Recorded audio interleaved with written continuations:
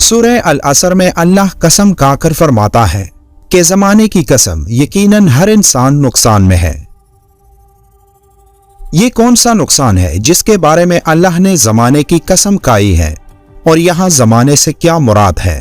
کون سے زمانے کی قسم؟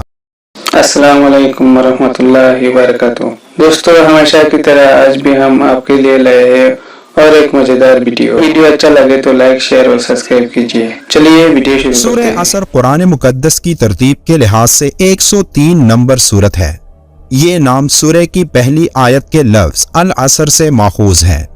یہ سورت جامع اور مختصر کلام کا بے مثال نمونہ ہے۔ اس کے اندر چند الفاظ میں معنی کی ایک دنیا بھر دی گئی ہے۔ اس میں بالکل دو ٹوک طریقے سے بتا دیا گیا ہے کہ انسان کی فلاح کا راستہ کون سا ہے اور اس کی تباہی اور بربادی کا راستہ کون سا۔ امام شافعی نے بہت صحیح کہا ہے کہ اگر لوگ اس سورت پر غور کریں تو یہی ان کی ہدایت کے لیے کافی ہے۔ اس سورت میں اللہ عصر کی قسم کھا کر فرما رہا ہے۔ عصر کے معنی زمانے کے ہیں، یعنی لفظ عصر میں زمانے یا وقت کے گزرنے اور اس کی تیز روی کی طرف اشارہ ہے۔ بعض مفسرین نے والعصر سے مراد نماز عصر کا وقت یعنی زمانہ بھی لیا ہے کہ یہاں پر اللہ تعالیٰ نے عصر کی نماز کی وقت کی قسم یاد فرمائی ہے، اس لیے کہ یہ نماز درمیانی نماز ہے۔ حدیث شریف میں آیا ہے کہ نماز عصر کی فکر کرو کیونکہ یہ بڑی خطرے والی نماز ہے۔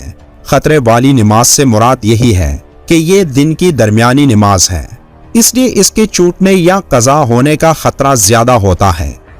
عام طور سے عصر کے وقت لوگ اپنے کاموں، تجارت، نوکری یا دیگر مصروفیات میں گم ہوتے ہیں، اس لیے یہاں بعض مفسرین نے یہ معنی لیا ہے کہ والعصر فرما کر اللہ تعالیٰ عصر کی نماز کے وقت کی قسم یاد فرما رہا ہے تاکہ اس نماز کی اہمیت کو واضح کر دیا جائے۔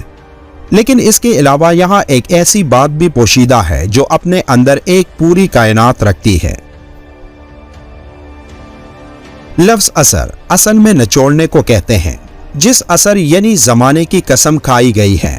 یہ قسم اس اہمیت کی بنا پر ہے جو دن کے اس موقع کو حاصل ہے، کیونکہ یہ وقت انسانوں کی حیات اور نظام زندگی کے خاتمے کا وقت ہوتا ہے، اور یہ وقت انتہائی مختصر ہوتا ہے جو جلدی گزر جاتا ہے۔ دن کے کام اپنے انجام کو پہنچتے ہیں، پرند و چرند اپنے اپنے آشیانوں اور ٹھکانوں کو لوٹتے ہیں، سورج مغرب میں اپنا سر چھپا لیتا ہے اور فضا بتدریج تاریک ہوتی چلی جاتی ہے۔ یہ اختتام اور تغیر انسان کو خدا کی شاندار قدرت کی طرف جو اس نظام پر حاکم ہے متوجہ کرتا ہے، اور حقیقت میں یہ توحید کی نشانیوں میں سے ایک نشانی اور پروردگار کی آیتوں میں سے ایک آیت ہے جو قسم کے لائق ہے۔ اس سورت کی پہلی آیت میں اللہ انسان کو زمانے یعنی وقت کی اہمیت کا بتا رہا ہے کہ وہ لوگ نقصان میں ہیں جو وقت کو نہیں سمجھتے، کیونکہ وقت ایک ایسی چیز ہے جو گزر جاتی ہے اور واپس نہیں آتی۔ اس تھوڑے سے وقت میں ہمارے پاس بہت مواقع ہوتے ہیں جو ہمیں اللہ کے قریب لا سکتے ہیں، تو یہ قسم ان لوگوں کے لیے ہے جو وقت کے اس موقع کو ضائع کر دیتے ہیں۔ عصر کے زمانے کی قسم بھی اسی لیے ہے کیونکہ عصر کی نماز بھی دن کی آخری نماز ہوتی ہے، جس کے بعد اندھیرا چھا جاتا ہے اور پورے دن میں انسان نے جو کچھ کیا ہوتا ہے وہ واپس نہیں آ سکتا۔ اس کی مثال ایسی ہے جیسے کوئی برف کے ٹکڑے فروخت کرتا ہے جو دن کی روشنی میں تیزی سے پگھلتی ہے، اس لیے اس شخص کی کوشش ہوتی ہے کہ جلد سے جلد اس تمام برف کو فروخت کر کے زیادہ سے زیادہ منافع کمائے، کیونکہ اگر وہ برف فروخت کیے بغیر پگھل گئی تو اس کے پورے دن کی محنت ضائع ہو جائے گی، یعنی عمر کی جو مدت انسان کو دی گئی ہے وہ برف کے گلنے کی طرح تیزی سے گزر رہی ہے۔ اس کو اگر ضائع کیا جائے یا غلط کاموں میں صرف کیا جائے تو یہی انسان کا خسارہ ہے۔ اس صورت میں انسان کا لفظ استعمال ہوا ہے جو واحد ہے، لیکن یہاں اس کا مطلب دنیا کے تمام انسان ہے، کیونکہ یہ سورت جو بھی پڑھتا ہے وہ یہی سمجھتا ہے کہ اس میں اس کے بارے میں بات ہو رہی ہے۔ جیسے قیامت کے روز ہر انسان اپنے بارے میں ہی فکر مند ہوگا سوائے حضرت محمد صلی اللہ علیہ وآلہ وسلم کے۔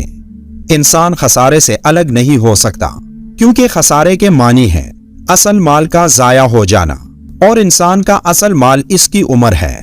اور وہ بہت کم اپنی عمر کے ضائع ہونے سے بچ سکتا ہے، کیونکہ انسان کے اوپر جو وقت بھی گزر رہا ہے اس سے اگر وہ گناہوں میں مصروف رہے تو اس کے نقصان میں کوئی شک نہیں۔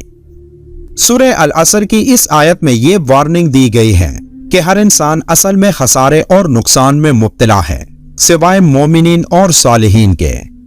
سورہ عصر وہ 4 نکاتی ایجنڈا ہے جو انسان کو دنیا اور آخرت کی کامیابیوں سے ہمکنار کر سکتا ہے، یعنی ایمان، عمل صالح، تواصو بالحق اور تواصو بالصبر۔ سورہ عصر کا اگر گہرائی سے جائزہ لیں تو جو بات سمجھ میں آتی ہے تو وہ یہ کہ یہی چاروں امور نیکی پر گامزن لوگوں اور برائی پر گامزن لوگوں دونوں کو کسی نہ کسی حال میں برداشت کرنا پڑتے ہیں۔ مثلا ایک چور اگر چوری کرتا ہے تو سب سے پہلے اس کا دل اسے یہ یقین دلاتا ہے کہ یہ کام منافع بخش ہے، اسے کر دو تم مفت میں امیر ہو جاؤ گے، گویا وہ اس پر ایمان لاتا ہے۔ پھر چوری کرنے کے لیے ہاتھ پاؤں مارتا ہے، یعنی عمل کرتا ہے جس پر ایمان لایا۔ پھر جب وہ چوری کرنے میں کامیاب ہو جاتا ہے تو اپنے جیسے لوگ ڈھونڈتا ہے، ان کو اس کام کی طرف مائل کرنے کے لیے دلائل دیتا ہے، یعنی تواصو بالحق کی شک پر عمل درآمد کرتا ہے۔